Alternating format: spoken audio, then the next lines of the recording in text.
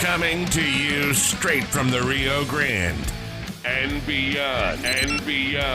Broadcasting to the four corners of the globe. So grab your seat, your coffee, or your sundowner. Okay, everybody, here we go. On point, as always. This is Gloves Off. Gloves Off.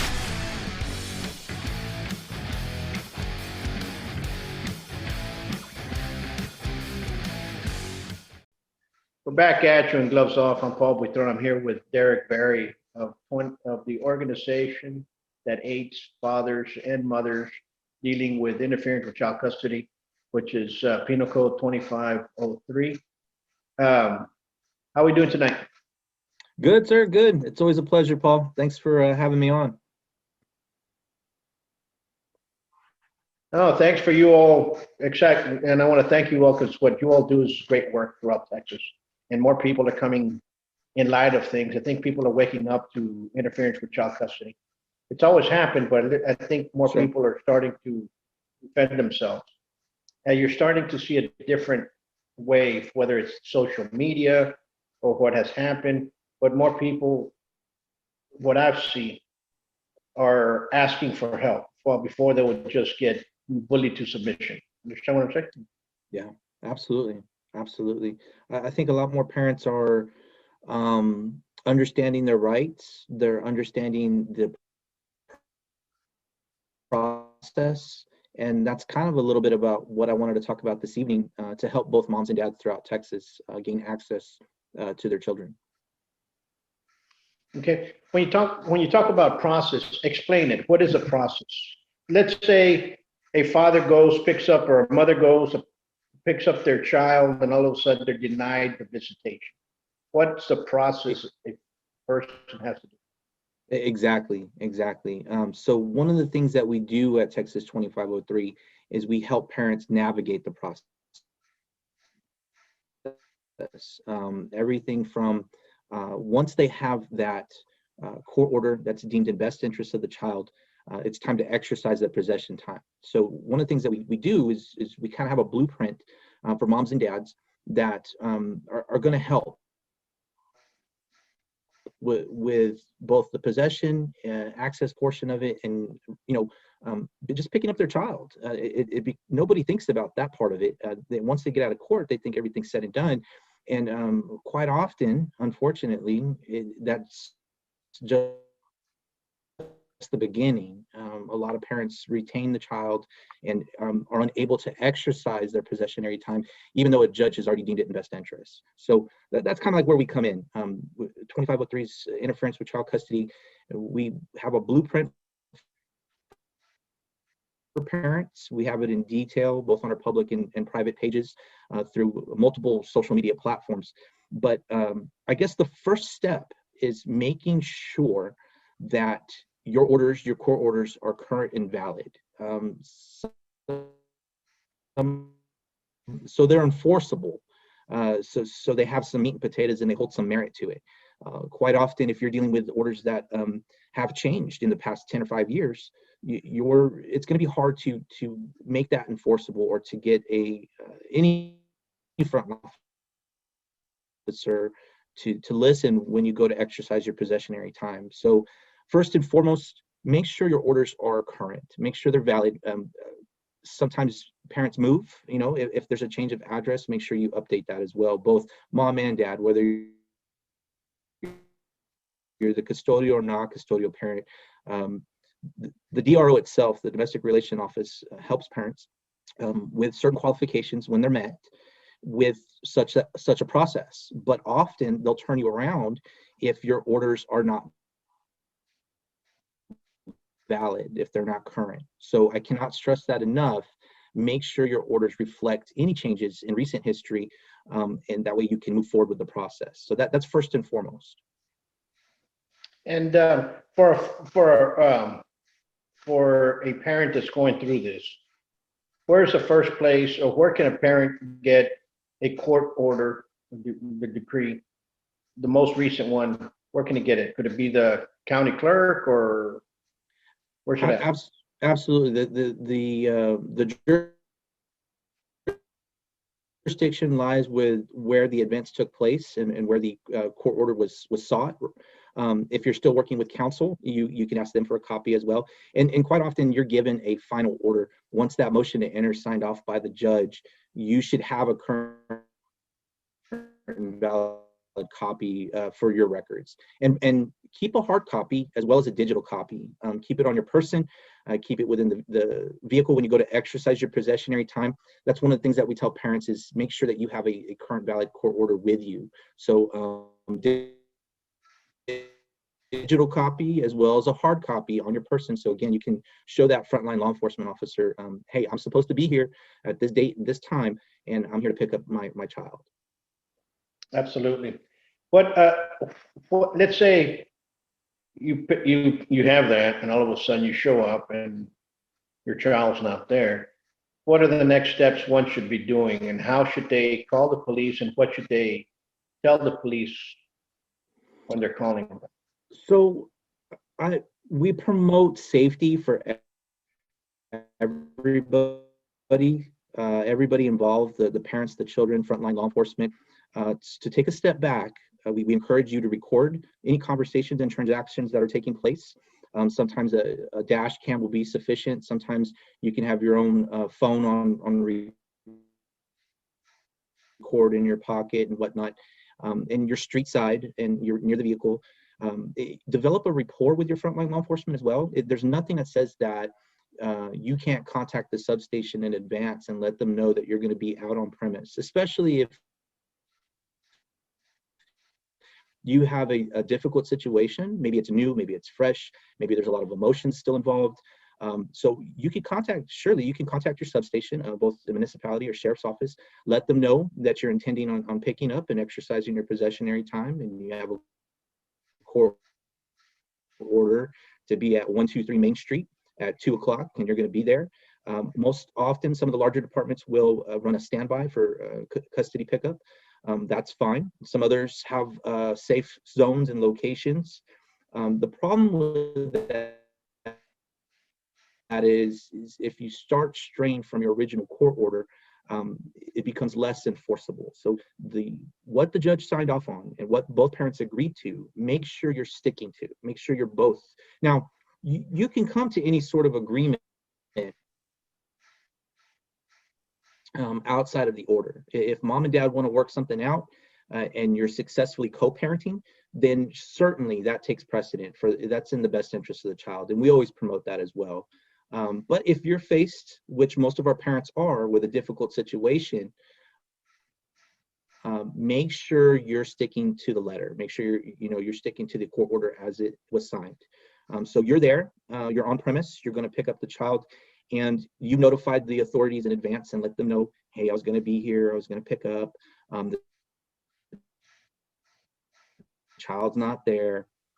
Bare minimum, we would like to see an offense report for that parent. Whether they choose to go criminal or civil litigation, it all begins with the proper documentation. Otherwise, that infraction isn't well documented, and we want to see that parent at minimum gets an offense report, and that's part of what we're pushing in legislation currently, so parents have that piece of paper rather than just an incident number, that they're given the proper report with the details. Understood. And after that happens, many parents find out that, guess what, they're stuck with a police officer there, law enforcement. And the law enforcement says, well, you can't do anything about it, so you have to go back to court. How should the parent react? What should he be doing when that occurs? So our parents are told, hey, it's a civil matter. You need to go back to civil litigation. Y'all guys take it up in court. And a lot of parents have already been financially, physically, emotionally exhausted. And the last thing they want to hear is go back to civil litigation, go back to court. 2503, interference with child custody, is actually a criminal state jail felony. And if it is an extreme scenario, and even if it's not, it is a we also encourage and promote frontline law enforcement training. It's one of the things that we're vocal and educate about, because we strongly feel that if the conversation were to take place on premise with a frontline officer and the opposing party, custodial, non-custodial parent, what have you, mom or dad, it affects both genders. There is no, it can be any legal guardian. If that frontline law enforcement officer were simply to tell the opposing parent who is retaining the child, hey, it's their time, they have a valid court order, you're gonna have to release the child or get in trouble. If that was held, if that conversation was held, a lot of this extremes that we have to go through can be navigated. We could find a better resolution. It wouldn't get back to civil litigation. If you tell me, Paul, that you're there to pick up our son, and I can get in trouble and I can go to jail, I'm more inclined and likely to go ahead and permit you to take our son rather than spend a night in handcuffs. So, or have to deal with any legal matters for that fact. I'm in agreement with you on that, and I've seen it and felt it, and been on that side of the fence where they're telling you that you have to go to a civil matter. I see this happen to way too many parents. I see the police just kind of like smudge it off like if not, but I do think the education has to come in for the police. They have to be re-educated, reprogrammed.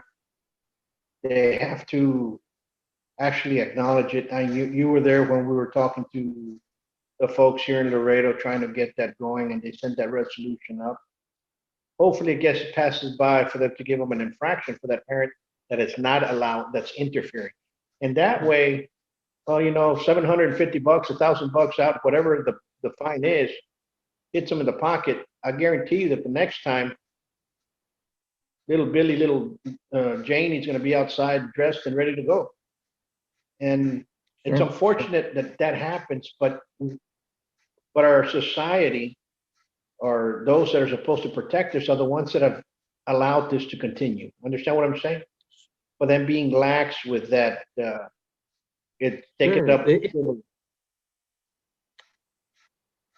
it's a culture change, and this isn't anti-police by any means. I have friends and family, immediate family, that's in law enforcement, and I back them. I admire and respect what they do. And this isn't, again, we encourage our parents when on premise and doing the exchange to be professional, to be courteous, because law enforcement and these officers, they're people too. And a lot of times they're going through a divorce and they have children, and they're faced with the same exact challenges as you and I and every other Texas parent. And even more so, they have more restraints and restrictions because of their profession, because they're law enforcement. They can't always vocalize how they feel or let the emotions get involved. So always, I can't stress this enough, be professional, keep your wits about you. Don't let the conversation turn south. Be respectful, know your rights, definitely. Know your parental rights, your constitutional rights, your civil liberties, your right to your children. Know that you should have equal access to them, and know your court order inside and out. Speak with confidence, educate yourself on the matter, and law enforcement's going to respond. And you're right, you're absolutely right. And, to address there, it's going to be a culture change. We've presented throughout Texas, far and wide. We've talked to several different agencies in different capacities, both local, state, and otherwise. We have some amazing supporters coming from law enforcement. So, but this is not to jump on the bandwagon in recent times and promote, to change and defunding and all this other sensitive topics that are going on right now. But we do want to see there's an area of improvement to be met with some training, and we feel with that training and promoting a conversation to take place from those frontline officers to the opposing parent, that we could you know, a lot of parents wouldn't have to be in this mess. They wouldn't be in the situation that they're in if simply that officer said, hey, you need to turn over the child or you're going to get into serious trouble, because it's the law. You know, it's a state criminal jail felony. And that little conversation may be enough for some individuals thinking that, hey, I'm just going to hold back the child and make this as difficult as possible. Now, you know, I understand you're going to have extremists. You're going to have parents out there that are bitter and angry, and that allow, you know, their emotions to muddy the waters, and maybe they don't have a moment of clarity later on, but and that's why we'll stay. We'll always be here to help those parents and navigate them through the process as it continues. But you know, we're hopeful. We want some change. This legislation session, we got our foot in the door, and we got a lot of drafts and bills and amendments, and talked to a lot of elected officials. And we're working on behind the scenes on the behalf of all Texas parents, for all loving parents with their children, you know, trying to get access to their children. So, and that's ultimately what it's about. It's about our kids, and a lot of these parents just want access to their children. No, you're absolutely correct, and hopefully something goes through in legislation this year, and on both, not only on the interference with child custody, but also 50-50 parenting or equal parenting. I think both need to be changed, need to be amended, Sure. need to be taken care of. They're two distinct items that are important for our children. And I'm talking about our children. For us to stop parental alienation, both of them need to be placed there. And I think that has to be Absolutely. a must. And I think it has to happen this session. Hopefully we can get that pushed through.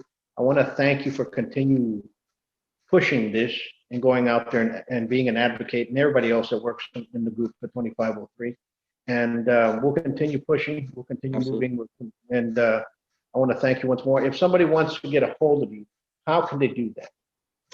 We're currently working on a website that's in development. It's one of our projects in the background, but we are on every social media platform available to us. So do not hesitate. Most of our dealings are on Facebook. We have a huge following on public and private page within Facebook.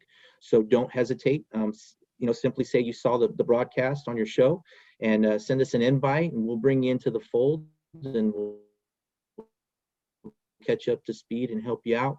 And a message to the parents: don't be afraid to speak up and take action. We'll help you get there, whether it's talking to your elected officials or legislators or local authorities. If you want these conversations to take place, we've done a lot of that legwork already. Don't hesitate to reach out, both either with your personal case or with how to make change within your area. We will help you without hesitation. So please feel free to contact us. Absolutely. Folks, if you guys need any help, especially here in Laredo, give me a call, send me an email. It's Buitron Academy at 2012@gmail.com. My phone is open. It's 956-401-4868. Send me a text and say, you know, this is going on. I'll pass you over to Derek or George and somebody, and we'll help you out. You know, this needs to stop, but also you all have to understand that when this is going on, you all have to be calm. Do not get mad. Do not get fussy. Do not get aggravated, because they'll use it against you. So remember, go out there, be calm, be collective, and continue moving forward. Derek, much peace. Folks, we're running out of time. Hit the like button, share it, because this is great information. And until next time. Thanks again, Paul.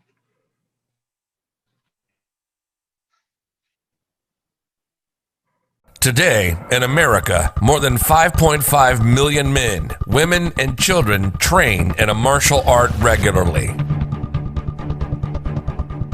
Buitron Academy has been serving Laredo for over 30 years now. Our adult classes are geared for producing the best in you, teaching you street-ready techniques. With the arts of Savate and Kinpo, you'll learn the traditions of these sciences of combat, as passed down professor to student. Hello everybody, my name is Senior Grandmaster Alfredo Bandalan, owner of BDP, Bandalan the Sea Parties. I'd like to say a few words on Grandmaster Buitron. He's a man of great integrity, a man of great knowledge of martial art. He's a master of Sabat and master of Eskrima. He's a man that can help you to become what you want to be. He's a man that teaches people how to be somebody in life, how to work the world, how to be happy in this world. He's a man that I can say holds many integrity as well as in martial art. But I'd like to say this man has a radio station, does hunting all over the world,